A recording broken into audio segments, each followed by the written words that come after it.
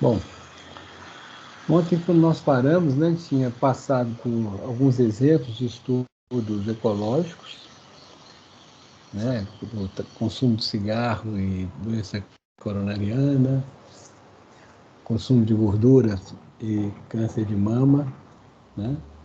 Falamos desse estudo aqui, que à época ficou muito famoso, mostrando, né, que uma correlação aqui entre consumo de bebida alcoólica, principalmente vinho, e menor risco cardiovascular, né? Eu já falei que hoje tem muitos estudos que não confirmam isso. Esse aqui também é o de mesotelioma nos Estados Unidos. Mesotelioma é um câncer causado por exposição a amianto, né? E aqui mostra duas coisas, né? Que ele tem uma prevalência muito maior nos homens, que eram os que estavam efetivamente mais expostos, isso era muito usado em construção, né? Ou então na própria extração do amianto. Hoje no Brasil ainda tem uma incidência importante, e o Brasil é um dos países que não proibiu, né, de forma efetiva o uso de amianto em construção. A gente ainda tem telhas de amianto e uma disputa na justiça também importante sobre isso, porque os fabricantes desse artefato de amianto do Brasil alegam que o amianto do Brasil ele é diferente daquele que era usado nos Estados Unidos e Europa, e que o amianto daqui não causaria esse mesmo dano. Mas aqui é mostrando, né, ao longo do tempo a mudança e mostrando uma ocorrência muito maior em homens do que em mulheres. Depois que foi proibido, esse artigo aqui fala disso, houve uma redução, né, na incidência desse tipo de câncer. E quando comparado com outros países que não fizeram isso à época, continuava crescendo a incidência desse tipo de câncer. Novamente, a questão aqui é que não é medido, né, no indivíduo. Eu sei que no período onde se usou mais amianto, também ocorreram mais casos de mesotelioma, mas isso não foi medido individualmente. Há hoje evidências também de nível individual. Nós falamos, né, que as medidas desse tipo de estudo são sempre medidas agregadas, né, de taxa de consumo de gordura e taxa de mortalidade. São medidas agregadas, medidas que estão falando de um conjunto da população, né, sem que as medidas sejam feitas indivíduo a indivíduo para ver se a exposição e o desfecho, a doença, né, estão acontecendo na mesma pessoa. E às vezes são medidas globais, são medidas para grandes áreas do território. Essas medidas agregadas, né, que não podem ser individualizadas, elas vão resumir características dos indivíduos, então, como grupo, né, e a gente trabalha com valores médios, né, do grupo. Então, quando a gente fala países que pega um desenho como esse aqui, né, nós estamos falando o quê? Que a média de consumo, né, quando eu faço consumo per capita, né, estou fazendo uma média, né? Seria se todo mundo consumisse igual, seria desse jeito.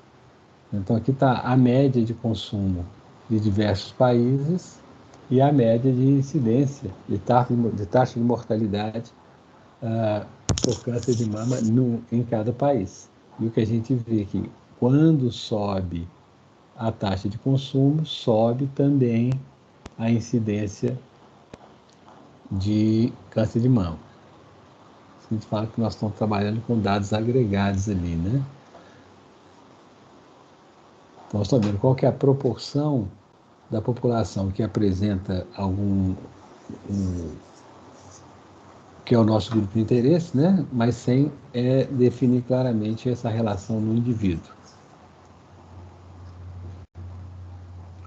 Então, posso trabalhar com essas médias. Ó. Taxa de incidência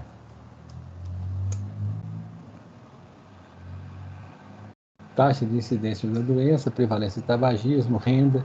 Quando a gente pega aqueles dados,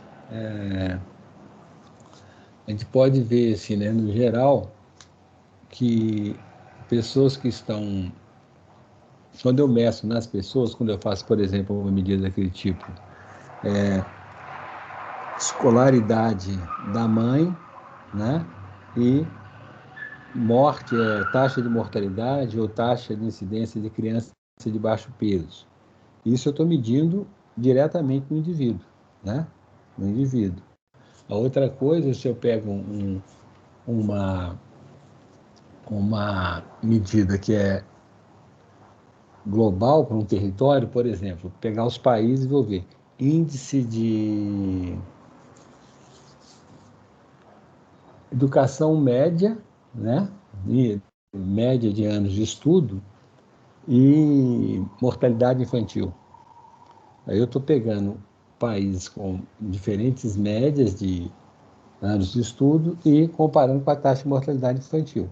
Estou fazendo uma comparação ecológica, não estou medindo a escolaridade da mãe para ver, mas estou falando um país que tem uma escolaridade maior, vai ter uma taxa de mortalidade infantil maior, né?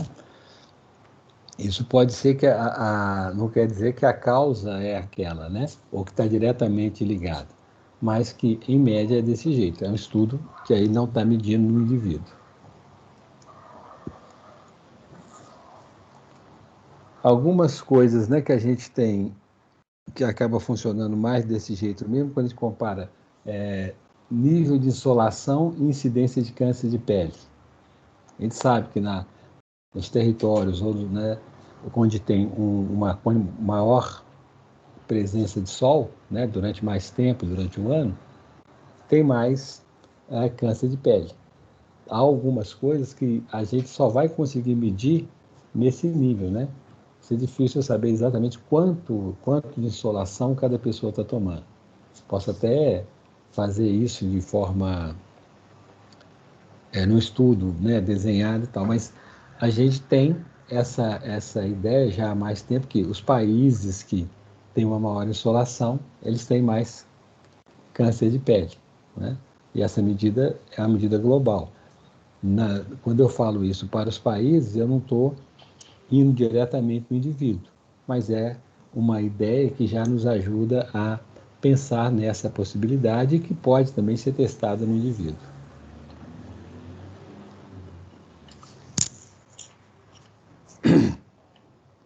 Bom, tem estudos, por exemplo, tem um estudo muito interessante da área da atenção primária, né? Onde uma pesquisadora da Johns Hopkins, chamada, daqui a pouquinho eu lembro o nome dela, morreu há alguns anos já, mas ela estudou muito essa ideia da proporção, né, de população coberta por atenção primária no país, né, ou seja, qual era a distribuição da atenção primária e os níveis de saúde do país, né? E ela fez muitas comparações entre países ricos, né, que não tinham um sistema de atenção à saúde público e universal, como os Estados Unidos, não tem até hoje, né?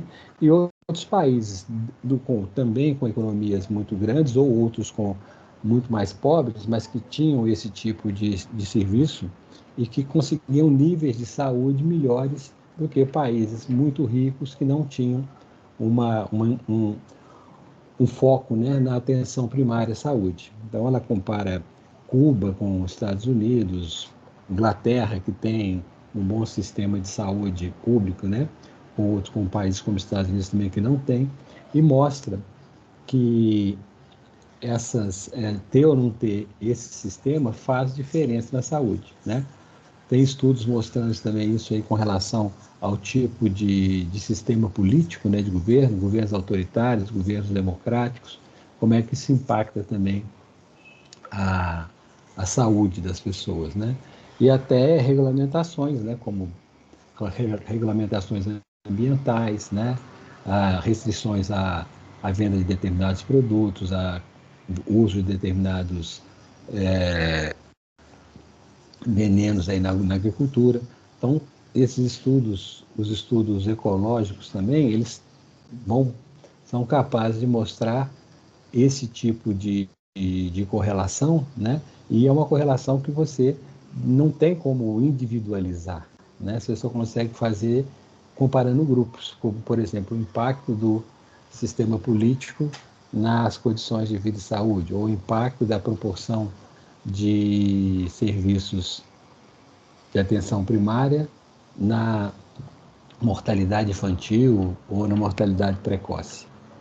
Então, são estudos que, apesar das suas características, às vezes não permitirem identificar claramente uma relação de causalidade, eles são importantes para a gente entender esses movimentos, né, essas relações entre condições sociais e a saúde das pessoas.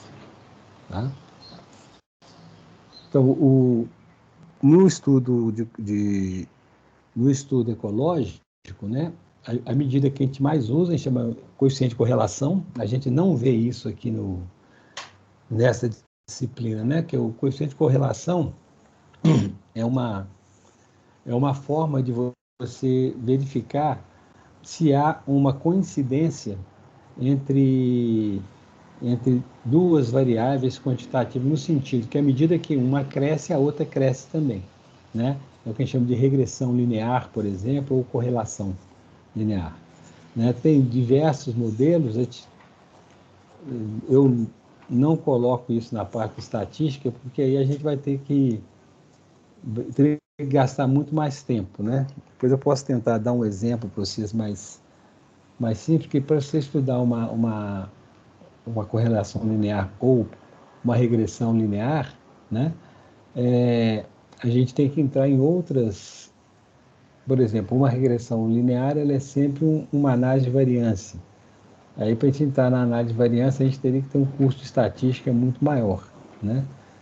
Então, mas depois eu vou mostrar alguns exemplos para você, só para a gente ver como é que são essas correlações. Não é um cálculo muito complicado, principalmente se você tem computador mesmo, no Excel, ele faz esses cálculos, mas exige aí na interpretação um maior aprofundamento. Depois eu posso dar alguns exemplos para vocês, mas sem te entrar muito aprofundadamente na parte de estatística. Tá? Mas essa correlação, por isso que ele é também chamado de estudos de correlação, onde se mede é o seguinte: se à medida que se existe uma correlação entre as duas variáveis quantitativas que você está trabalhando, e que pode ser uma correlação positiva ou negativa, né? Essa correlação aqui, uma correlação negativa, à medida, né? O percentual de aqui eu tenho doença e aqui o consumo de bebida alcoólica, né? Então a gente vê que quando o consumo de bebida alcoólica foi mais alto, a mortalidade por doença cardíaca coronariana era menor. À medida que foi baixando, foi crescendo, né? Então, essa correlação aqui, ela é muito questionada hoje, mas esse estudo aqui, ele tem um impacto histórico, né? Porque por muito tempo isso foi considerado, e a medicina mesmo recomendava, às vezes, uma taça de vinho, uma dose de uísque, quer dizer, um consumo moderado de álcool, como podendo ter algum impacto de proteção do sistema cardiovascular. Isso hoje é contestado por outros estudos, e eu falo, se você quiser beber, né, sempre moderadamente, não faça por receita médica, faça se você gosta, se você consegue fazer isso moderadamente. Não é receita médica beber. Mas isso é um tipo de correlação, né? Ele está fazendo vendo se o fato de alteração de uma variável altera a outra. Né? Que nós estamos vendo que à medida que diminui o consumo de bebida, aumenta a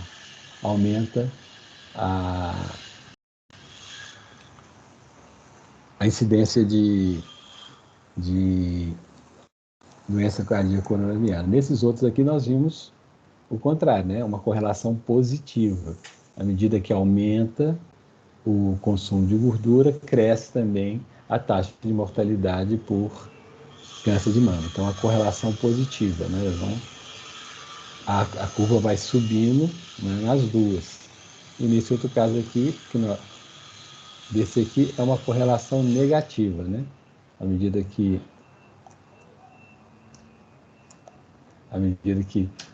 aumenta o consumo, diminui a incidência de doença cardíaca. Bom, tem diferentes modelos matemáticos para poder, né, normalizar essas curvas, mas o conceito é esse, que uma coisa, à medida que um aumenta, o outro aumenta, ou se é uma correlação negativa, à medida que um aumenta, o outro diminui na mesma proporção. Esse aqui é um exemplo interessante, né, de taxa de consumo de bebidas e mortalidade por cirrose, né? Então, mostrando aqui que à medida que aumentou o consumo, também aumenta a taxa de mortalidade por cirrose hepática, né? Esse aqui está pegando aí no início do século passado nos Estados Unidos, né? E tem interessante nisso aqui que tinha uma outra variável importante aqui junto com isso, né? Que era o preço da bebida. Então, está vendo que na hora que o preço da bebida era alto, o consumo de bebida caía, né? E aí também a incidência de cirrose hepática é baixa. À medida que o preço da bebida cai, aumenta o consumo de bebida e aumenta a cirrose hepática. Isso vale também para o cigarro, né? Algum tempo atrás, quando o ex-juiz Moro assumiu o Ministério da Justiça, né, no governo atual, uma das coisas que foi proposta era reduzir o imposto do cigarro, né? E com uma argumentação extremamente falaciosa, que se diminuir o imposto do cigarro, o cigarro brasileiro ficaria mais barato e diminuiria o contrabando do cigarro, fabricado no Paraguai, se não me engano, e que é um cigarro que não segue as normas. Desculpe. Que é um produto que tem mais contaminantes e que faz mal, né, faz mais mal do que o cigarro brasileiro, que tem algum controle sanitário, né? Obviamente é uma barbaridade, né? O que nós estamos fazendo agora o câncer patriótico, né? Melhor morrer de câncer produzido pelo cigarro brasileiro do que produzido pelo cigarro importado do Uruguai. E alguns estudos já feitos sobre o impacto das políticas públicas sobre o cigarro, uma das ações que mais tem impacto é o aumento do imposto, que aumenta o preço do cigarro. Então, a gente pensar que nas políticas públicas, né, esse aqui é um exemplo interessante também, o preço da bebida, né? Então, se eu olhar somente esses dois gráficos, aqui tem uma correlação, né? Não é uma correlação ecológica, as duas coisas acontecem juntas. Mas a gente tem que pensar que tem outras coisas acontecendo também, né? Aqui tem uma outra que parece ser muito importante, né? Essa oposição completa aqui, né? Quanto maior o preço, menor o consumo, também é importante, né? Bem importante ver que à medida que o preço cai, ela tem uma correlação também, aqui uma correlação negativa, né? Com o aumento do consumo, da cirrose hepática, né? Com a cirrose hepática. Então, importante sempre duas coisas acontecerem ao mesmo tempo, não quer dizer que uma seja a causa da outra e nem que essa seja a única causa ou a causa mais importante. Tem outras coisas que estão acontecendo ao mesmo tempo. Todas as correlações aqui são correlações ecológicas, né? Ninguém está medindo nada no indivíduo. Mas nós estamos vendo aqui que essas coisas andam juntas. Isso aqui nas políticas públicas, ela tem funcionado de maneira importante. O aumento do preço do cigarro via imposto ajudou a reduzir o tabagismo no Brasil, junto com uma série de outras medidas que também foram tomadas, né? Então, são estudos ecológicos também e que têm aí sua utilidade efetiva aí nas intervenções de saúde pública, tá? Então, gente, quando a gente fala aí de estudo ecológico, a gente tem que sempre pensar no que a gente chama de falácia ecológica, tá? Que é essa história da gente fazer as medidas no agregado e querer, de forma imediata e sem mediação, levar aquilo para o nível individual. Nem sempre funciona. Tá? E por que isso não funciona?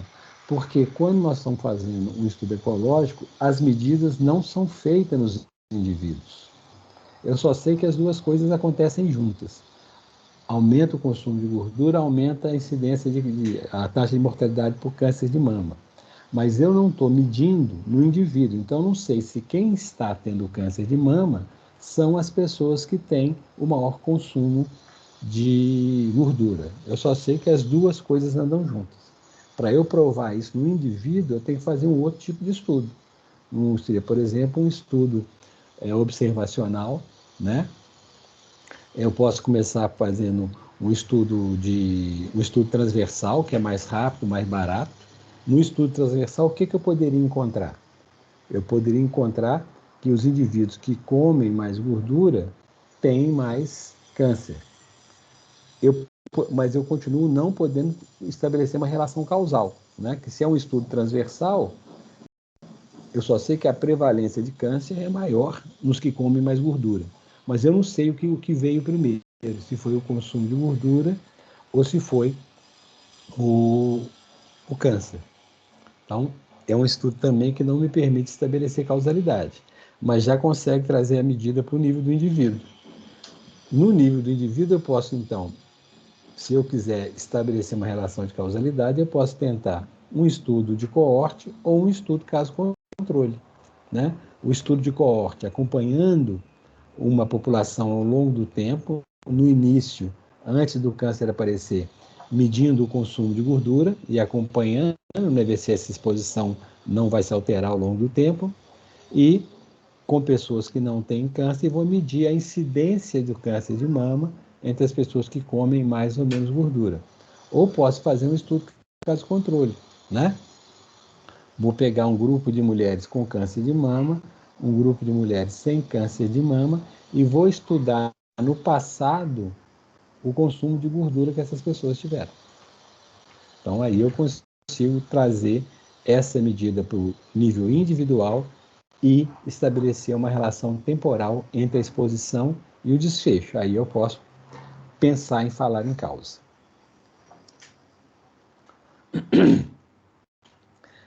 Nesses estudos, né, desse tipo, essa agregação, eu vejo essas associação nos grupos, né?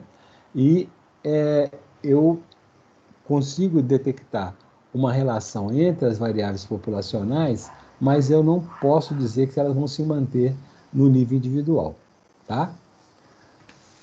Vamos ver esse exemplo aqui. Eu tenho aqui, ó,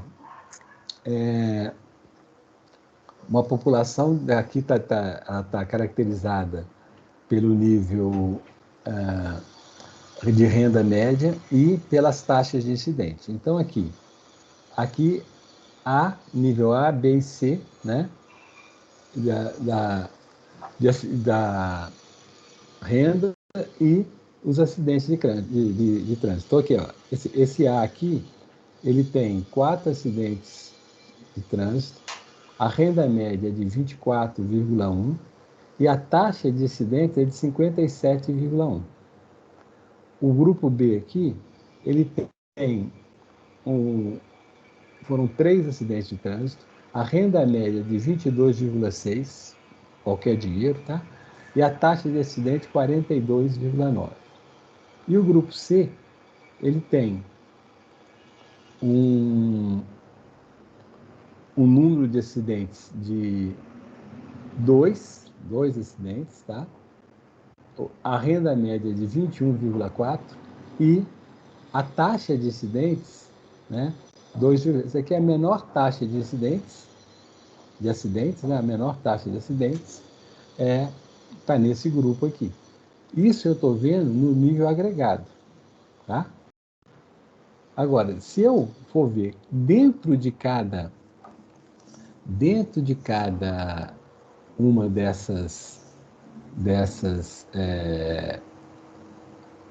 desse grupo, né? Qual que é a renda dos indivíduos que sofreram os acidentes? Então, aqui, o grupo A tem a maior taxa de acidentes, né? E a maior renda média, tá? Maior taxa de incidência e maior renda média. Agora, quando eu vejo dentro do grupo quem sofreu os acidentes, no grupo A, os 4 acidentes ocorreram nas pessoas de menor renda, né? A renda média é de 57, de 24,5, 24,1. Mas essa média ela é produzida, né, com uma grande disparidade interna. Então, assim, os que se acidentaram são os de menor renda, né? Aqui, quando eu olho no B, a mesma coisa. E no C, a mesma coisa. Então, olhando aqui, eu vejo que a maior taxa de acidentes ocorreu no grupo de maior renda, tá?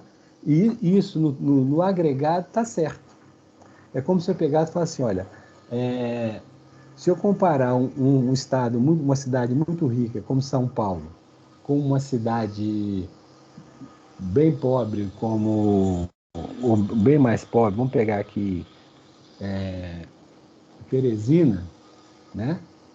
Teresina, e comparar, eu posso chegar a uma conclusão que tem muito mais acidentes, né? Tem muito mais morte no trânsito, em termos de taxa, tá? Em São Paulo do que em Teresina. Se eu fizesse isso com várias capitais, né? Colocando assim, riqueza da capital e taxa de mortalidade por acidente de trânsito, provavelmente eu vou encontrar uma correlação mostrando que quanto mais rico a cidade, maior a taxa de mortalidade em acidente de trânsito, né? Como a gente está vendo aqui, quanto maior a renda média, maior a taxa de acidentes. Então aqui, ó, nós temos 28, 42, 57, né? Crescendo aqui e está crescendo junto, cresce paralelamente com o crescimento da renda média. Só que quando eu vou para o indivíduo, então, se eu olhando esse resultado, eu podia falar, bom, então o acidente de trânsito, ou a morte no acidente de trânsito, está associada à renda, né? Isso eu pensando na correlação ecológica. As cidades de maior renda têm mais acidentes de trânsito ou mais mortes por acidente de trânsito enquanto taxa. Agora, quando eu vou ver quem efetivamente está sofrendo o acidente, são as pessoas de mais baixa renda, né? Então, aquela correlação que eu vejo no agregado não se reproduz no indivíduo. Essa é a questão, né? Isso que a gente chama de falácia ecológica. A falácia ecológica, ela vai ocorrer quando eu tento passar o que eu estou vendo no agregado, atribuir diretamente ao indivíduo, o que nem sempre acontece. Esse aqui é um exemplo disso, e esse é um exemplo real, né? Se você comparar os acidentes de tráfego, você vai ver isso, né? Se você for ver também, mesmo dentro da cidade, você pode falar, olha, quanto maior a cidade, quanto mais rica, mais acidente. Mas quando você for ver quem é que está sofrendo com o acidente, quem é que está morrendo mais nos acidentes, vai estar na população mais pobre. Se você fazendo aqui uma comparação rápida, né? Se você pegar as grandes vias de trânsito, né, onde acontecem muitos acidentes, aqui as rodovias, essas grandes vias expressas que a gente tem aqui, por exemplo, em Belo Horizonte e outras grandes cidades, geralmente essas vias elas estão próximas a populações periféricas, né? Populações que não têm uma renda muito grande, às vezes estão morando ali porque é o lugar que ela consegue pagar, onde ela consegue ocupar um terreno, e lugares que às vezes ela está mais sujeita a um acidente de trânsito. Se você pegar, por exemplo, as pessoas, quem é aqui de Belo Horizonte, né, que vai para Betim pela Via Expressa ou pela BR, ou que vai passar aqui por essas grandes avenidas, você vai ver que às vezes a pessoa, se ela quiser atravessar a avenida, se ela precisar atravessar a avenida usando uma passarela, ela às vezes tem que andar muito para chegar na passarela. E muitas vezes as pessoas se arriscam atravessando a rodovia. Então, é ali que vão acontecer a grande maioria dos acidentes. Então, se eu pego no agregado, cidades grandes, que precisam de grandes artérias viárias, que vão ter grandes vias expressas, né, para poder melhorar o trânsito, as pessoas que vão morar perto daquelas vias expressas é a população mais pobre, e essa população mais pobre que vai sofrer muitos acidentes, principalmente os atropelamentos. Então, não dá para a gente passar direto do que acontece no agregado, tentar levar para o indivíduo. Tá? É isso que a gente chama de falácia ecológica. E ela ocorre quando eu tento passar uma informação que estava no nível do agregado, eu quero levar isso diretamente para o indivíduo. Né? Então, se eu perguntar assim, qual desses dois níveis de diferença está errado?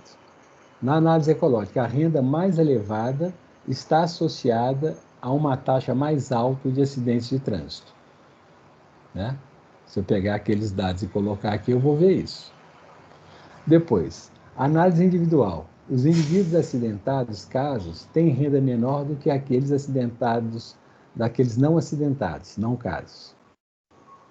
Né? Então, quando eu olho aqui, ó, os casos, eles têm níveis de renda menor. Qual dessas afirmativas que está errada?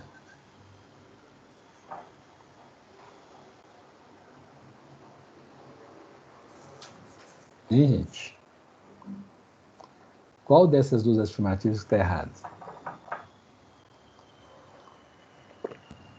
Acho que é ecológica, né? A renda mais elevada não está associada a uma taxa mais alta de acidentes de trânsito? Mas nós vimos que estava.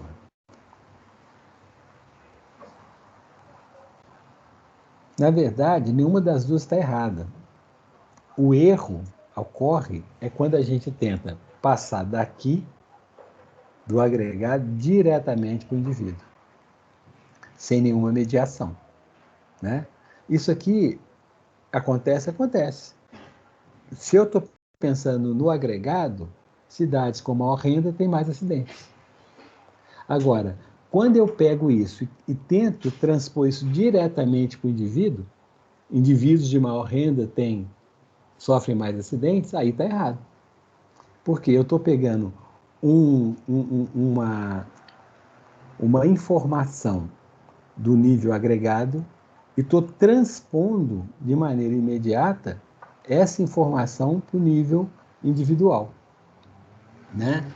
Então, se não é o erro, não está nem aqui, não está nem aqui e nem aqui.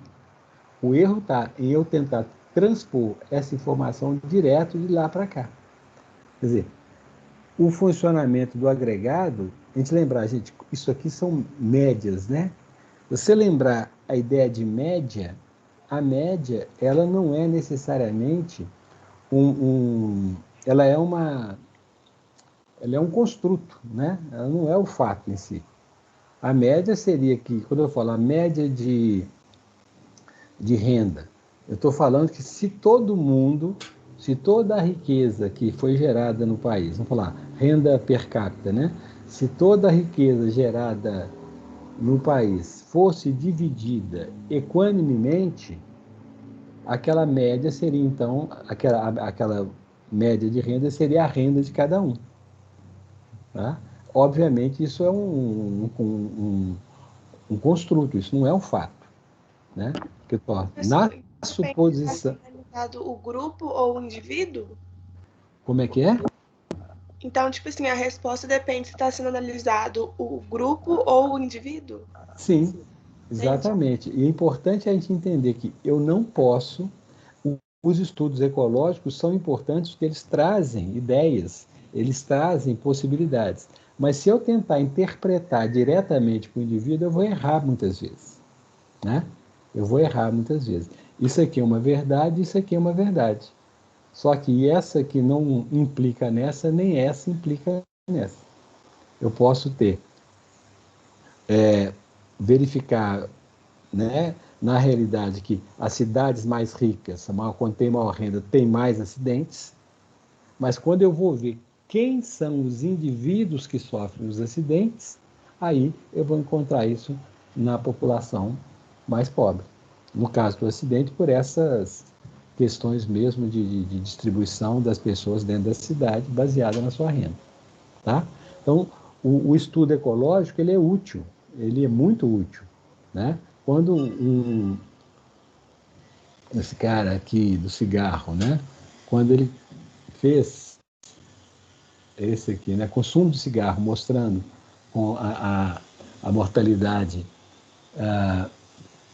por doença cardíaca coronariana, isso aqui foi uma informação importante, não porque resolveu o problema, mas que deu um passo ali no sentido de demonstrar que há possibilidade de ter uma correlação entre essas duas coisas, quantidade de consumo de cigarros e doença coronariana. Né? Isso não define que a relação é causal, mas dá uma ideia. Da mesma forma que os primeiros estudos que encontraram uma correlação entre câncer, em autópsias, né? Câncer de pulmão e tabagismo, ali também não se podia, não era suficiente para você estabelecer uma relação causal. Porque você está olhando o tabagismo e olhando o câncer, mas você não sabe qual começou primeiro. Né? Mas ali também tem uma correlação. Está no nível aqui da prevalência, né? Uma correlação transversal ali. Naquele momento que eu fiz a autópsia, as duas coisas estavam juntas. Né? Isso também não resolve a questão da causalidade, mas fortalece a hipótese. Esse outro estudo também. A questão do entendimento, né? Dos malefícios do cigarro só veio na década de 80. Né? E esse mesmo, o que fez com que houvesse a condenação da indústria do cigarro nos Estados Unidos, que gerou uma quantidade enorme de indenizações, depois um grande acordo, né, da indústria do cigarro com a justiça, que mudou a forma com que era tratado essa relação de doença com o cigarro. Passou a ser explicitado pela própria fabricante do cigarro que o cigarro traz problemas de saúde, né? Que o cigarro está associado ao câncer, à doença cardiovascular. Agora, se alguém quer fumar, aí é decisão individual, né? Eu, pessoalmente, acho que o Estado não tem que ficar definindo tudo que as pessoas podem ou não podem fazer, né? Então, e também porque quase sempre quando isso vira uma proibição, a proibição gera um grande lucro para as pessoas que vão burlar essa condição. Isso aconteceu com a bebida nos Estados Unidos, né, na época da lei seca. Isso acontece hoje com a dita guerra às drogas, né? Que a gente vê o que a gente vê no final das contas, né? Muitas vezes o crime organizado acaba corrompendo o Estado ou partes do Estado. Isso aconteceu com a máfia, aconteceu na época da bebida nos Estados Unidos, né? Aquilo fortaleceu a estruturação da máfia nos Estados Unidos. Isso acontece na Europa também com diferentes grupos de organizações criminosas, acontece no Brasil com tráfico de droga, com milícias. Então, a proibição, às vezes, ela gera um descontrole e uma série de outras consequências, né? Então, assim, no cigarro foi isso também. O cigarro, o que aconteceu? As pessoas podem continuar fumando. Agora elas estão informadas do mal que faz. Uma opção delas, né? O problema do grande processo contra a indústria do cigarro foi que só realmente pegou para valer quando uma pessoa que trabalhava para essa indústria do cigarro, né, resolveu entregar o jogo e denunciou, ele testemunhou, mostrando que as fábricas de cigarro já tinham todas as informações sobre os malefícios que o cigarro faz, mas não informavam aos consumidores. Foi isso que pegou a indústria do cigarro. Nem foi o fato da pessoa adoecer ou não. Foi a indústria já conhecer há muito tempo os malefícios do cigarro e não informar para o consumidor, né? E hoje, ok, hoje está lá escrito, ó, cigarro dá câncer, você quer fumar, problema seu, né? Então, essa ideia, né, de identificar as causas, ela é fundamental porque ele é o ponto de partida das ações, o ponto de partida das ações, e que vai também permitir políticas públicas mais efetivas. Nós estamos vivendo uma discussão desse tipo agora, né? Por exemplo, como é que vocês aprenderam aqui no curso que eu devo definir se o medicamento é ou não é adequado para tratar uma doença? Qual que é o desenho de estudo que a gente tem que fazer?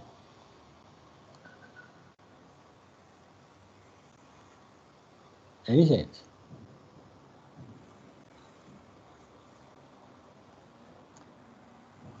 Deixa eu personalizar minhas perguntas aqui.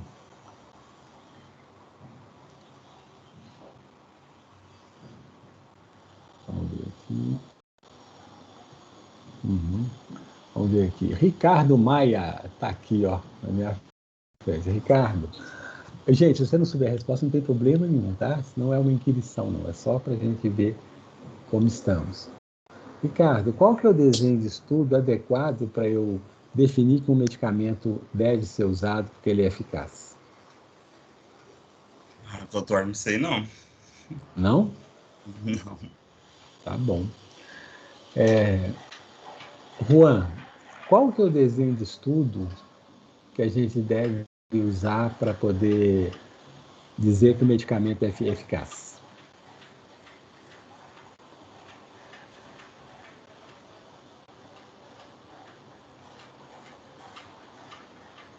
Juan, você está aí, Juan?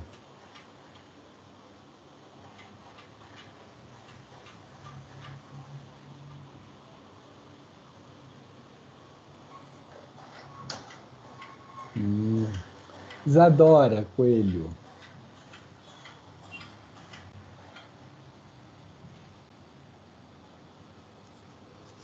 Isadora, qual que é o medicamento eficaz? Como é que você sabe se o medicamento deve ser usado porque ele é eficaz? Qual o desenho de estudo que permite a gente conhecer isso?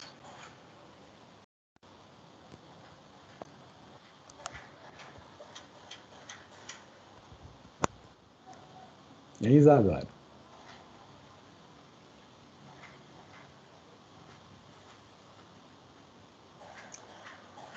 Isadora, você pode me responder?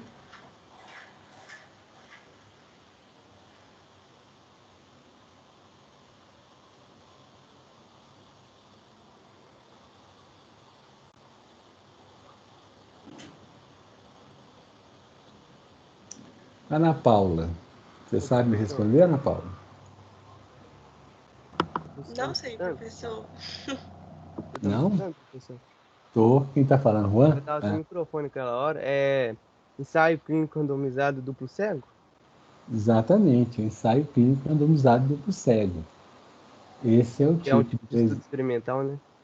que serve para a gente definir, por exemplo, que um medicamento, né, ele é eficaz para o tratamento que ele se destina, né? Entendi. Aquela hora eu não tinha respondido porque eu tava sem microfone. Não, entendi. Não faz mal. Oi, Reginaldo, Henrique. Você oi. pode repetir a pergunta, por favor? A pergunta que eu fiz é qual seria o desenho de estudo que nos permite dizer que o medicamento é eficaz para tratar uma doença? Nossa, eu não vou saber te responder. Ok. Gente, vocês estão sabendo me responder?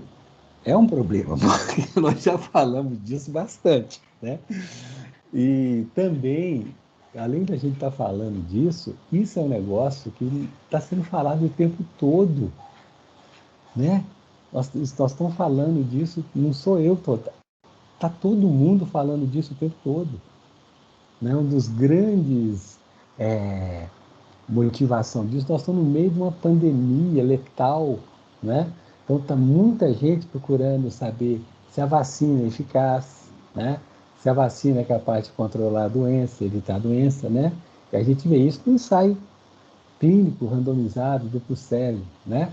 Tem uma discussão aí, ó, que está virando até tema da CPI, né, da Covid, com relação se o tratamento precoce é eficaz ou não é, se a cloroquina deve ou não deve ser indicada, né?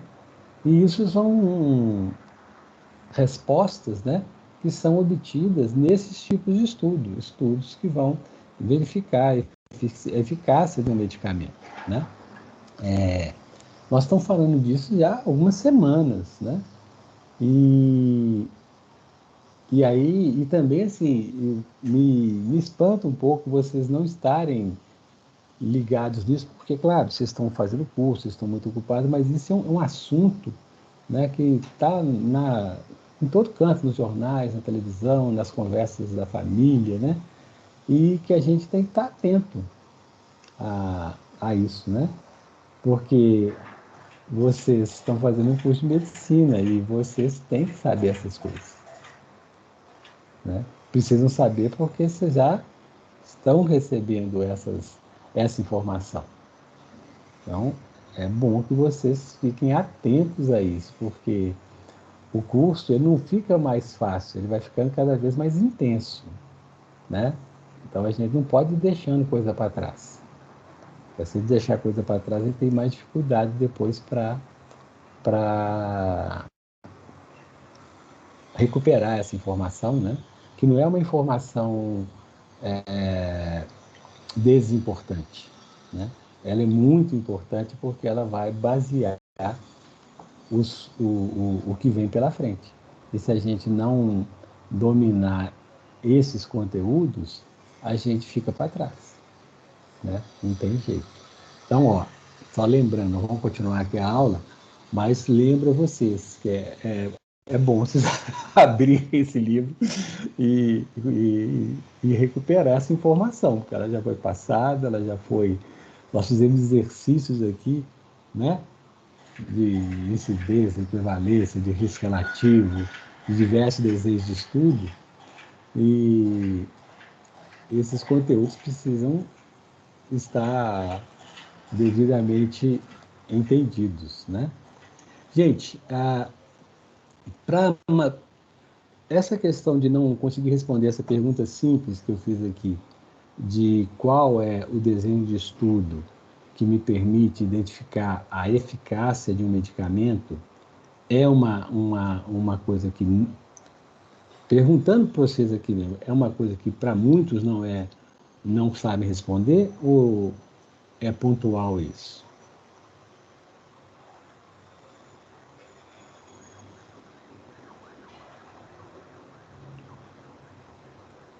Bom, aí cada pessoa responde para si essa pergunta, que eu acho que ela interessa mais a vocês do que a mim.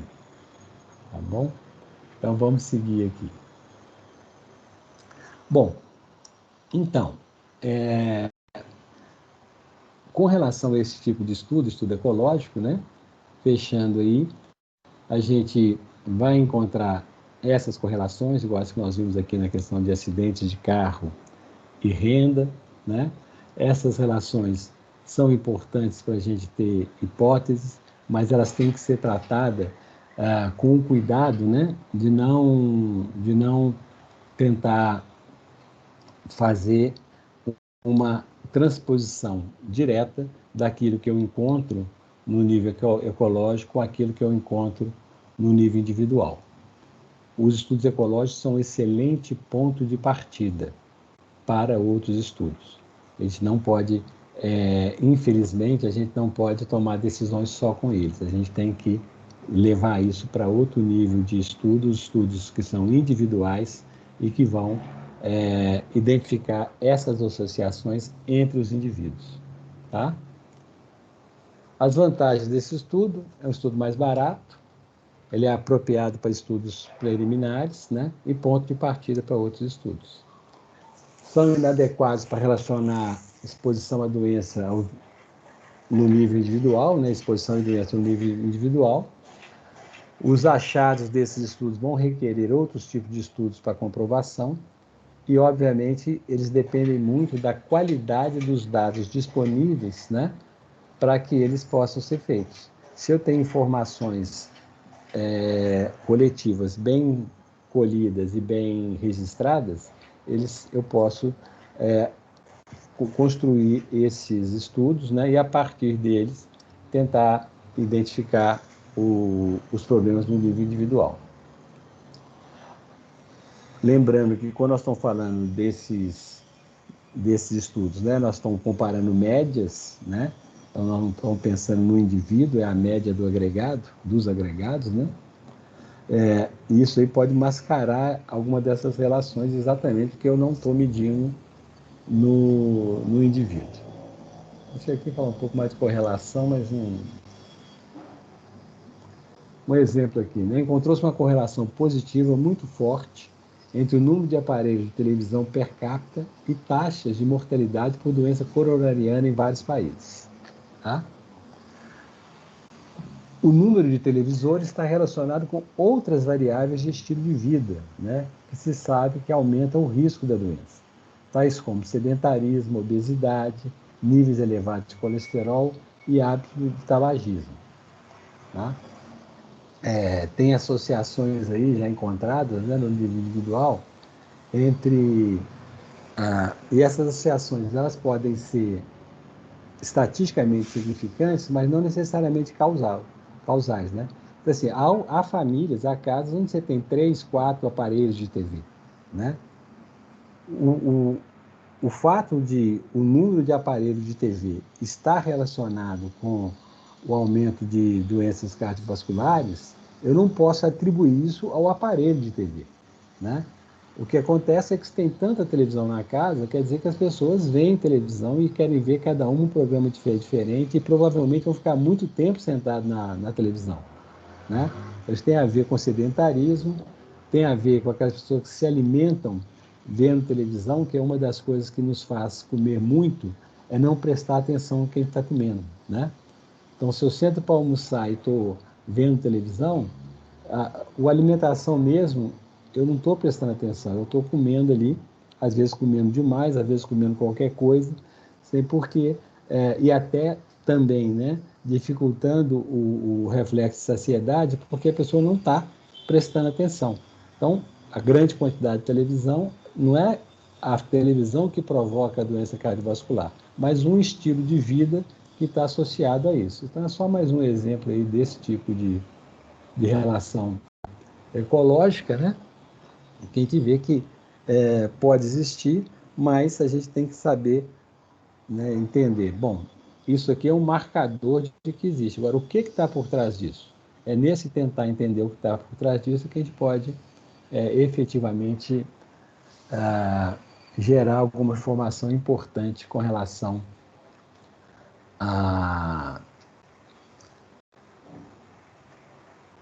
ao que realmente está causando os problemas de saúde.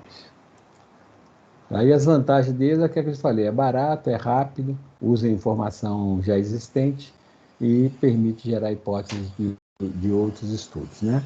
Eu vou colocar esses slides lá também junto e lembro a vocês que não basta ler os slides, tem que ir lá no livro também vê. Bom, gente, nós temos uma prova na próxima aula, né? E aí eu queria abrir um tempinho aqui para ver dúvidas que vocês têm, né? E que a gente possa tentar tirar essas dúvidas para orientar melhor também o estudo, né? Seus no sentido de permitir que vocês cheguem mais preparados na segunda-feira. Então, gente, Henrique, eu tenho uma dúvida. qual que é a sua dúvida? Eu não entendi muito bem o conceito de pessoa-ano na interpretação da Ah, estatística, sabe? Da sim. incidência. Vamos voltar lá, então. Essa é uma coisa importante. Vamos voltar aqui para a gente poder entender, né? Quando a gente fala da incidência, né? Isso nós vimos lá atrás, né? Vocês viram que nós vimos isso lá quando a Sim. gente estudou. Mas deixa eu pegar aqui um exemplo disso. Eu vou pegar aqueles exemplos lá de trás mesmo, mas só para a gente poder trazer, porque a gente usa isso, né? Nos estudos de coorte, você pode usar a pessoa ano, nos estudos também de outros tipos, né? É só buscar aqui.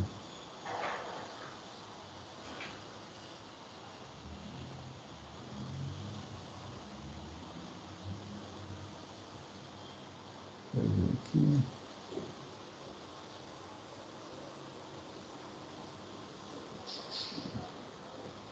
Só um minutinho. Não é esse que vai ter melhor, vai ser o outro.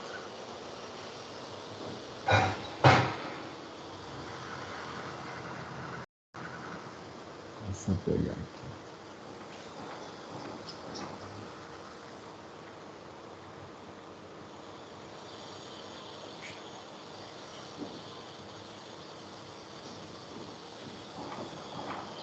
Tem uma pergunta no chat, Henrique, para saber até que capítulo que cai na prova. Tá bom. Se eu só pegar aqui para a gente ver a pessoa, eu já vou falar com vocês, tá? Tá bom.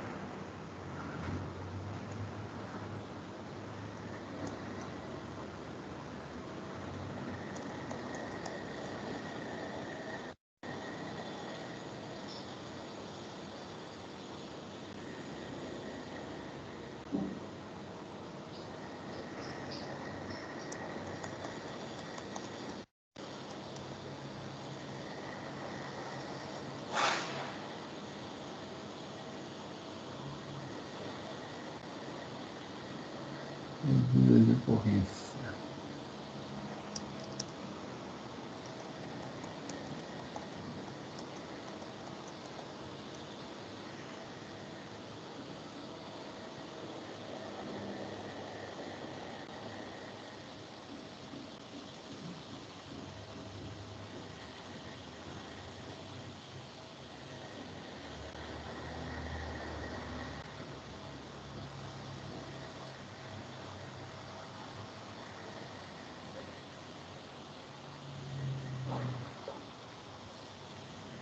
Variância PDF, eu quero PPT.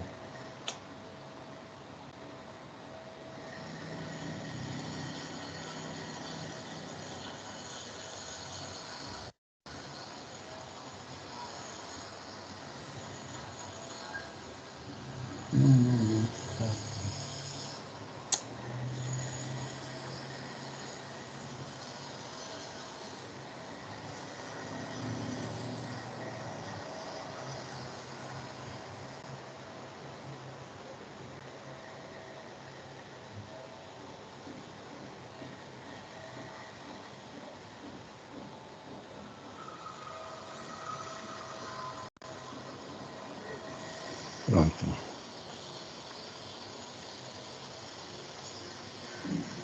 Deixa eu pôr aqui.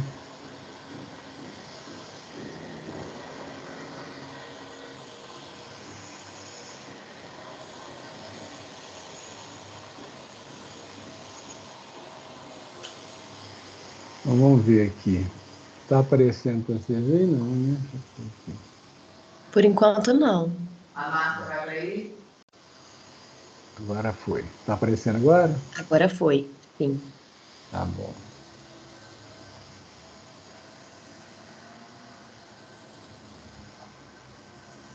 Gente, o que eu chamo de densidade de incidência, né? Incidência pessoa-ano, tá? Isso é uma forma também de fazer o cálculo de incidência e onde a gente usa como denominador não só o número de pessoas, mas o tempo em que aquela pessoa ficou exposta, né? Eu pensando aqui num estudo, por exemplo, vamos pegar um exemplo que é bem para isso. Eu estou estudando infecção hospitalar. Eu quero saber a associação de infecção hospitalar com uso de catéter venoso central, tá? Então, eu vou ver as pessoas que foram hospitalizadas e que tiveram que usar um catéter venoso central, tá? Então, tem lá, né? Eu quero ver, comparar, né? Quem não teve que usar o catéter venoso central com quem teve que usar. E aí eu vou ter indivíduos, né? Que vão pensar, eu tenho lá um grupo de pessoas que eu vou começar meu estudo na segunda-feira, tá? Na segunda-feira. Na segunda-feira, internou um paciente, né? Que entrou com a cirurgia, vamos pegar só paciente cirúrgico, que entrou para a cirurgia e esse paciente ficou no hospital durante 5 dias. Ele teve que usar o catéter venoso central, ficou 5 dias e saiu sem infecção, tá? Tem um outro paciente que internou para o mesmo tipo de cirurgia, não precisou usar o catéter venoso central, ficou 10 dias e saiu sem infecção, tá? Tem um terceiro paciente que chegou, ele ficou lá, mesma cirurgia, ele ficou ali 8 dias internados, usou catéter de infecção e no 4º dia de infecção dele, ele apresentou infecção, tá? E ficou 8 dias no hospital internado. Se eu pensar nisso em termos de... Eu estou fazendo com a infecção hospitalar, que é um evento que ocorre num espaço curto de tempo, né? Se eu pensar cada um desses pacientes, eu tive 3 pacientes, né? 2 que usaram catéter, um que não usou catéter. Dos que usaram catéter, um teve infecção, o outro não, tá? Se eu pensar, e eles ficaram tempos diferentes expostos a ter infecção. Se a gente pensar que, nesse caso aí da infecção hospitalar, quanto mais tempo de ele ficar no hospital, maior a probabilidade dele ter infecção, né? Então, assim, a cada dia que ele fica no hospital, é um dia que ele está em risco de ter infecção, né? Então, nesse caso aí, é muito importante que eu leve em conta o tempo de exposição. Então, aquele paciente que eu tive 3 pacientes, uma infecção, 2 tiveram catéter venoso central e desses um teve infecção. Então, esses pacientes, eles tiveram um tempo sob risco diferente, né? Aquele paciente que ficou 8 dias e no 4º dia ele apresentou infecção, ele esteve em risco de ser infectado durante 4 dias só, porque depois ele já estava infectado, né?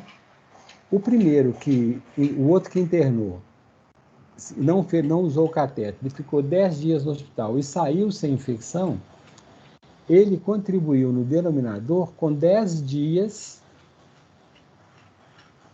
10 pessoas dias de risco.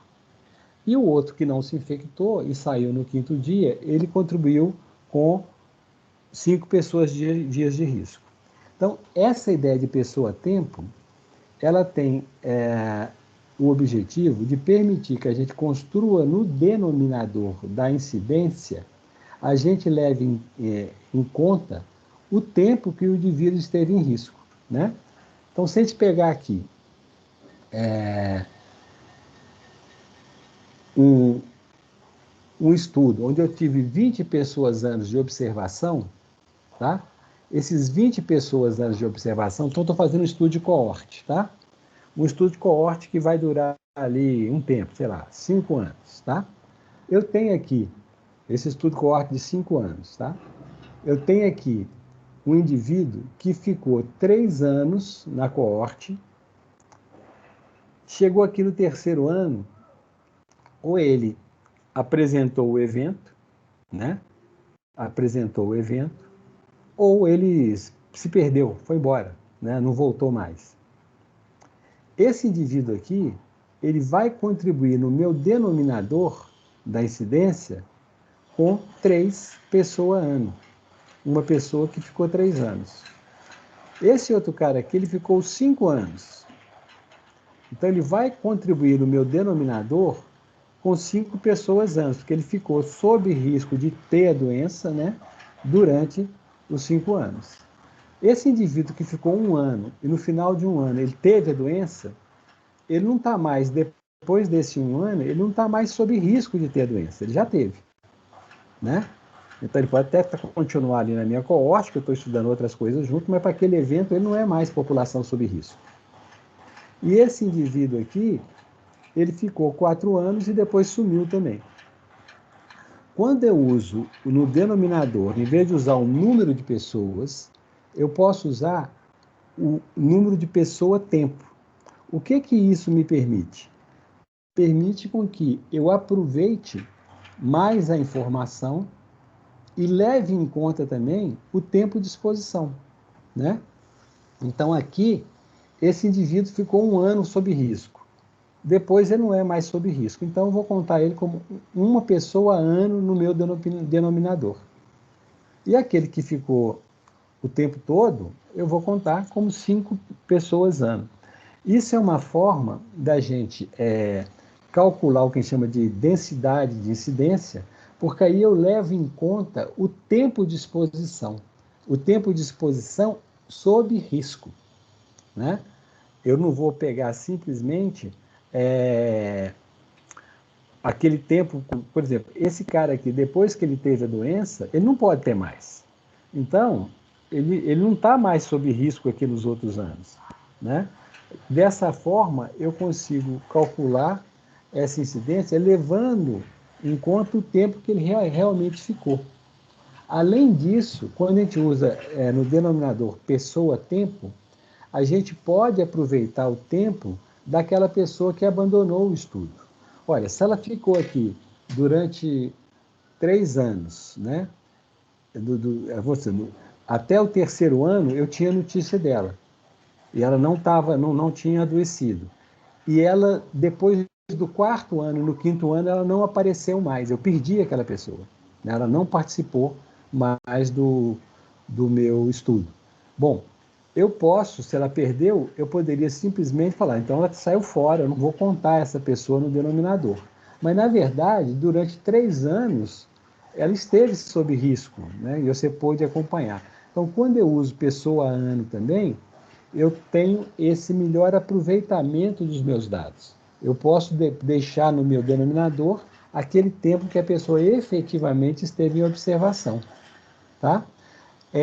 Esse tipo de utilização, a gente faz, a vantagem dela são esses estudos curtos, tipo infecção hospitalar, que você tem, né? Você leva em conta o tempo de exposição, e em estudos de coorte mais longo, é uma maneira também de você aproveitar não perder a informação que você teve daquela pessoa enquanto ela esteve em observação, né? É uma forma também de medir a incidência de forma diferente. O que a gente chama de incidência mesmo, risco, é quando a gente faz a incidência baseado, né, no número de pessoas que estavam inicialmente no estudo, vai ser o denominador, e os casos, aqueles que tiveram a doença. Quando eu faço a incidência, que a gente chama de incidência, que é o risco mesmo, né, que é a incidência acumulada, eu tenho problemas, que se eu perco uma pessoa, eu perco a informação toda, né? Ela não vai entrar nem no numerador, nem no denominador. Quando eu uso a incidência pessoa-tempo, se aquela pessoa, eu vou medir o tempo que ela teve em risco. E se ela desapareceu do estudo antes do desfecho, eu não sei qual foi o desfecho, mas eu aproveito a informação que ela tem no denominador. Então, quando eu uso pessoa-tempo, é isso, incidência de pessoa-tempo. No meu denominador, eu não considero a contagem de indivíduos. Eu conto o tempo que cada indivíduo ficou. Então, se ele ficou durante 2 anos no meu estudo, ele vai entrar no denominador somando 2 pessoas ano. Se ele ficou 5, ele vai entrar com 5 pessoas ano. Se ele ficou 1 pessoa ano. E isso é uma forma também da gente poder aproveitar melhor a informação e ter também uma medida mais exata de quantas pessoas estiveram sob risco. Que depois daquele tempo que ela já teve a doença, ela não está mais sob risco, né? É uma forma de eu ter uma avaliação também que leve em consideração o tempo que a pessoa esteve exposta. E, às vezes, principalmente naqueles tipos de eventos onde a incidência, o risco está associado ao tempo, é tempo dependente, como infecção hospitalar. Quanto mais tempo eu fico no hospital, maior a probabilidade de eu ter, de eu pegar uma infecção. Então, tem uma dependência aí entre o evento e o tempo de exposição. Não sei se eu te expliquei o suficiente. Deu, entendi. Obrigada. Tá bom? Gente, alguma dúvida que vocês têm? É uma hora boa de vocês tirarem, né? Tem a pergunta no Deixa chat eu ver para o saber chat até que aqui. capítulo que cai. Nós vamos até desenhos de estudo, né? Todos os desenhos de estudo que nós vimos, né? Então, vai desde sensibilidade, especificidade, valor preditivo, né? História natural da doença, o rastreamento, né? Rastreamento e todos os tipos de estudos que nós vimos até aqui, tá? Depois, aí nós vamos entrar na questão da discussão, depois dessa segunda prova, da questão de causalidade, né? Como é que a gente efetivamente consegue estabelecer que uma relação ela é causal. E aí entra mais algumas coisas também de prevenção, de promoção e de estratégias de promoção da saúde. Então, os capítulos são até ali o final dos desenhos de estudo, incluindo os estudos, todos os estudos, né? Inclusive o estudo experimental duplo cego randomizado, que isso aí vocês precisam saber, que nós estamos falando disso o tempo todo, né? Mais alguma dúvida, gente? Vocês não tem dúvida nenhuma?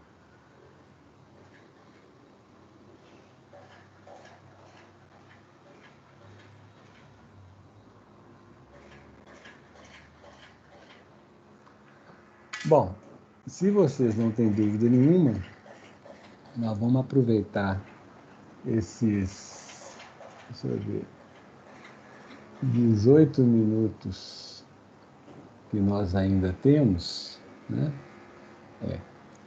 Só para a gente, então, introduzir a próxima A próxima. Gente, aquelas medidas de eficácia de vacina, ninguém tem dúvida. As medidas de risco atribuível à exposição, está tudo tranquilo. Nós fizemos um tanto de exercício a respeito, né? Tá bom. Bom, então vamos ver. Entrar aqui. Oi. Bom dia. Bom É só dia. uma perguntinha. Quando você falou da última vez que o horário da prova você ia postergar mais um pouquinho, porque a gente estava achando o horário meio escasso, você Sim. vai mesmo acrescentar Sim, os ué. minutinhos? Não, 2 horas Sim? dá para vocês fazerem a prova, não dá? 2 horas não é suficiente? Sim, eu acho que dá. É Não, porque mas eu nosso horário é de 3h20 às 5, né? Eu acho. não, mas eu posso dar a prova, gente, eu não preciso ficar parado olhando ela. Eu posso deixar. Na última aula eu deixei 2 horas, não deixei, não? Não, prof. Foi. Foi até às 5, o horário certinho. Acho que foi 1 É? e 40. Então não. Uhum. Então a gente pode deixar até interar 2 horas sem problema. Tá? Obrigada. Vou só pegar aqui o.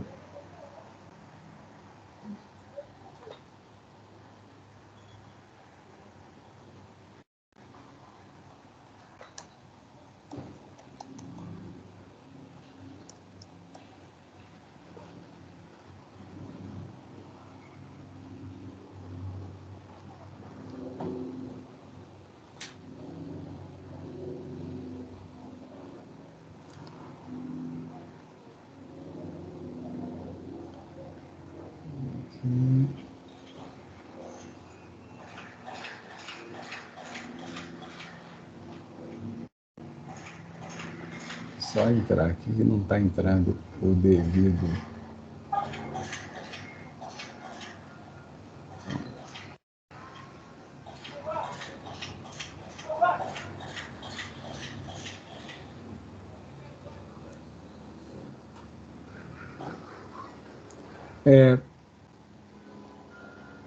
Mais ou menos dando um fecho aí nos estudos, né? Mas essa parte aqui não vai entrar nessa prova, vai entrar na próxima, mas ajuda um pouco também a compreensão dos estudos. Que é a questão da inferência nos estudos epidemiológicos. Os estudos epidemiológicos, todos eles, né? Principalmente aqueles que buscam identificar causas, o que a gente tenta fazer é, a partir daqueles resultados do estudo, a gente verificar se aquilo é uma associação causal ou não, né? Se aquele fator que a gente encontrou ali associado estatisticamente, se ele explica ou não a ocorrência da doença, tá? Então, a gente parte de identificar uma associação que foi observada, né? Ou seja, a gente vai da associação tentar chegar na causa, tá? Então, quando a gente tem aqui uma determinada exposição e estabelece, né, que essa exposição está ligada a algum evento, né? Então, que eu observo uma associação, e quando eu falo observo uma associação, gente, eu estou falando que eu vi uma associação, ou seja, vi que havia uma variação na ocorrência do desfecho, dependendo da presença ou da ausência da exposição, tá? Essa associação, eu verifiquei se ela era estatisticamente significativa, né? Se havia uma significância estatística naquela associação, tá? E aí eu vou verificar, o meu próximo passo é tentar ver se aquela associação ela é uma associação real ou se ela vai ser uma associação espúria, uma associação que não é causal. Então, as minhas observações, né, vão ser feitas com diferentes níveis de assertividade e de confiança, né? Então, assim, eu tenho aquele primeiro estudo, né, que é uma observação clínica, um relato de caso, que são importantes, né? São relatos de casos que às vezes identificam uma doença nova, como foi o caso da AIDS, né? Como foi o caso dessa doença que se tornou uma pandemia, né? Então, usando os dados disponíveis, né, para poder fazer essa primeira observação.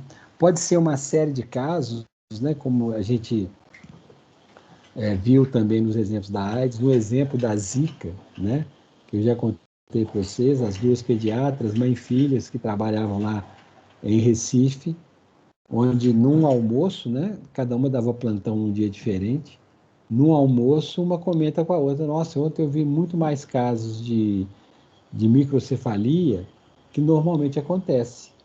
E a mãe respondeu, mas eu também tive a mesma impressão.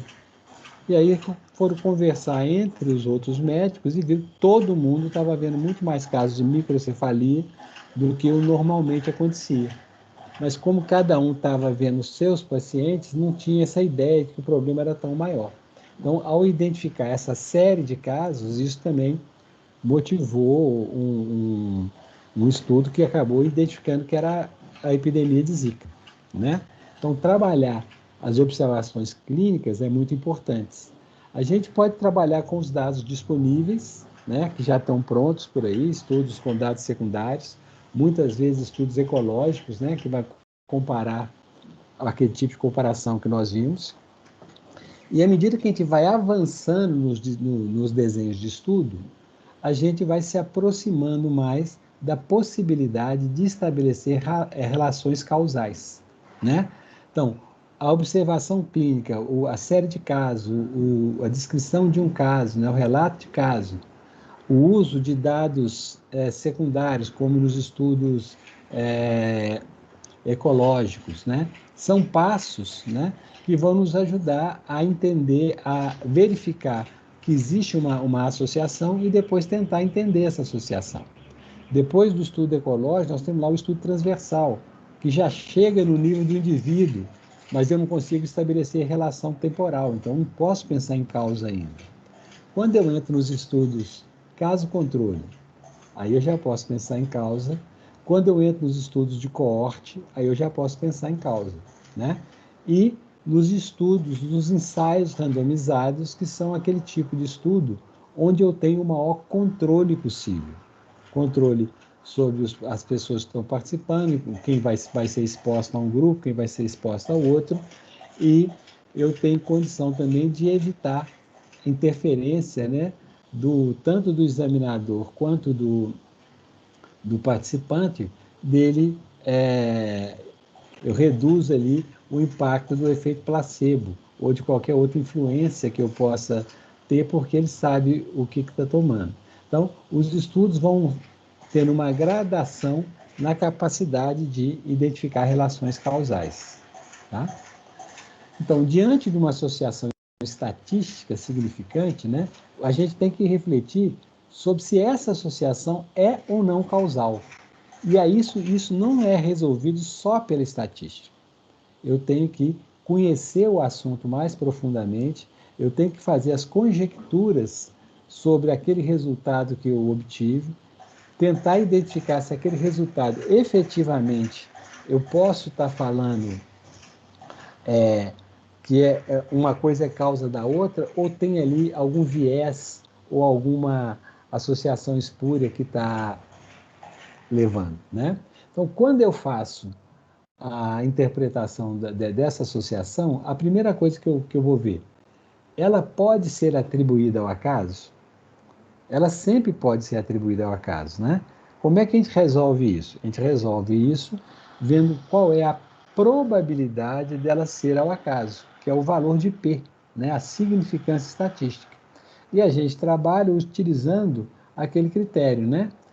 De que se a probabilidade de ser ao acaso for muito pequena, eu vou aceitar que ela é uma associação estatisticamente significante. Tá? Bom, Se eu passei esse primeiro passo, aí eu tenho que pensar, essa associação, ela pode ser atribuída a algum viés, quem chama de viés, gente, é um erro sistemático feito no estudo. Esse erro pode ser, eu usei um critério de caso errado, o meu critério de diagnóstico não funcionou, ele não separa corretamente quem é doente e quem não é doente. Eu posso ter feito uma amostra, né? Vamos supor, um estudo caso-controle. Os meus controles foram mal escolhidos, né? E eles não representam a população dos não doentes. Então, isso são o que chama de vieses, erros sistemáticos, tá? Tem um outro tipo, também que atrapalha, que a gente chama, às vezes, de variável de confusão ou variáveis intervenientes, que é aquele efeito que eu estou vendo, ele existe, mas ele é atribuído a uma outra variável e não aquela que eu estou estudando. Um exemplo, né? Eu faço um estudo e vejo que quem toma muito café tem mais câncer de pulmão, tá? Mas será que a pessoa está tendo câncer de pulmão porque ela toma café? Aí eu vou investigar direito e falar, não, gente, as pessoas que tomam café fumam mais. Então, essa associação existe, estatisticamente ela existe, mas ela não é causal. A causa real é o cigarro, né? É a história que nós já falamos várias vezes como exemplo de absurdo, né? Ter cabelo branco e o risco de morrer. As pessoas que têm cabelo branco têm maior risco de morrer. Portanto, se elas pintarem o cabelo de preto, elas não vão morrer, né? A associação estatística existe? Existe. Mas a causa real não é o cabelo branco, e sim a idade da pessoa, né? Então, isso que a gente chama de variável de confundimento ou variável interveniente, né? É uma terceira variável que eu não estou olhando para ela, e ela é que está associada com o efeito que eu estou vendo. Só que ela também está associada com esse fator que eu estava pensando ser a causa, tá? Como essa história que eu falei aqui do cigarro com o café. Por exemplo, a gente tem essa situação. A frequência de síndrome de Down em nascidos vivos aumenta com a ordem de nascimento. Ou seja, numa família, né, a mãe tem vários filhos, e à medida que os filhos vão nascendo, por exemplo, ela teve 10 filhos, né?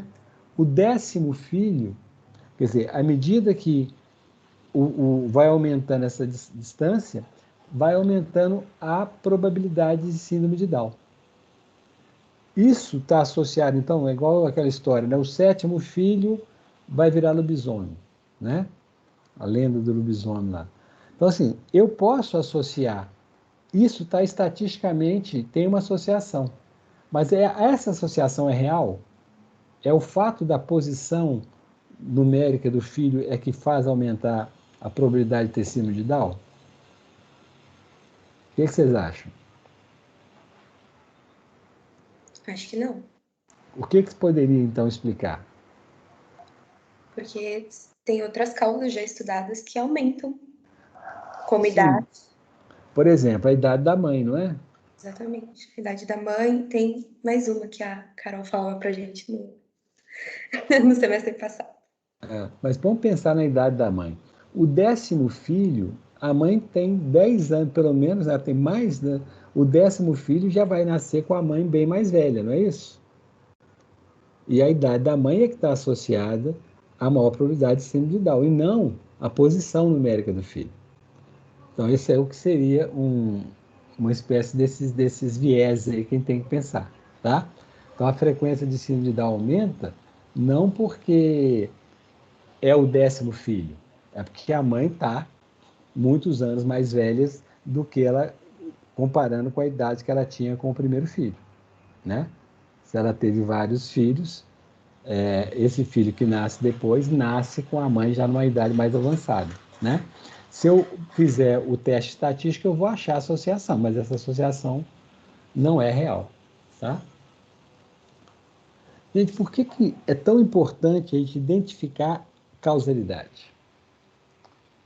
Porque quando a gente identifica a causa, a gente consegue orientar o diagnóstico da doença, consegue orientar o tratamento e consegue orientar a prevenção. Enquanto a febre amarela foi tida como uma doença contagiosa, que transmitia de pessoa a pessoa, todas as formas de prevenir, tratar e controlar a doença eram baseadas nessa ideia, né? Quando lá no final do século XIX, o Carlos Finlay, em Cuba, identificou que a transmissão era feita por um vetor, pelo mosquito Aedes aegypti, mudou completamente a forma de enfrentar o problema.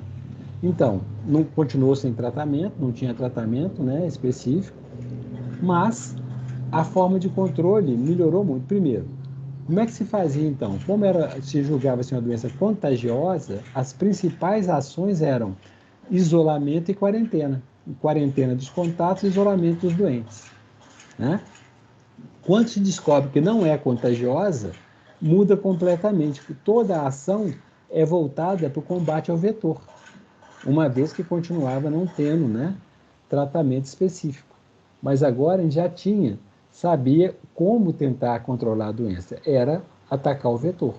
Então, quando se identificou o ciclo da transmissão, quando o Carlos Finlay, contrariando o conhecimento da época, começou a falar que não era contagiosa, ela era transmitida pelo mosquito, mudou completamente a forma de tratar e de controlar a doença, né? Quando eu esqueci o nome dos pesquisadores agora, que identificaram o Campylobacter pylori, que era a bactéria que causava as lesões do estômago, levava ao câncer, à úlcera, etc. Antes, o que era tratado como uma doença cirúrgica passou a ser tratada como uma doença infecciosa, com um tratamento, um antibiótico que cura, né, elimina aquela bactéria e muda completamente o tratamento e a história natural da doença. Então, essa fissura de identificar a causa não é simplesmente para o cara ficar famoso porque identificou a causa. É porque, a partir daí, a gente começa a poder enfrentar as doenças com maior propriedade e com maior eficácia. Bom, gente, nós vamos ficar por aqui. Tudo que nós temos estudados aí desses desenhos de estudo, né, que a gente vem trabalhando, ele vai convergir para a gente conseguir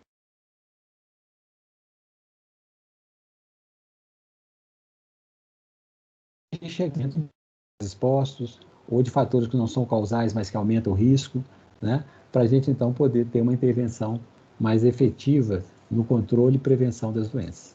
Gente, ficamos por aqui então, nos vemos na segunda-feira, dia 24, na terça nós fazemos a devolutiva da prova, tá bom? Então tá, gente. Valeu, prof. Bom dia para vocês, até já. Obrigada, Henrique.